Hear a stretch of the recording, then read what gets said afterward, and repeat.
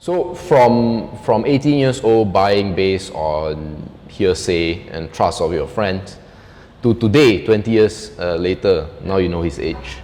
20 years later, right? Obviously things have changed quite a lot, right? And how would you describe your investment style or philosophy? Just break it down in 3 simple steps.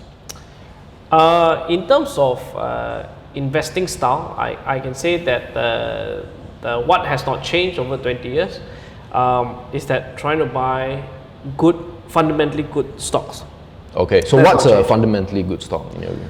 A fundamentally good stock, in my view, would be a company's business model has a competitive edge.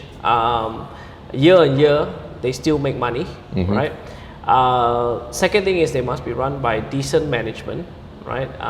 And the controlling shareholders are aligned to us as a retail investor, as a small stockholder, right?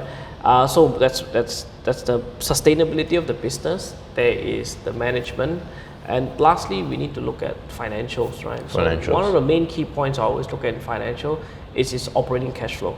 Less to do with profit, but more to do with cash flow, because it comes back to your first point: is, are they sustainable? Right.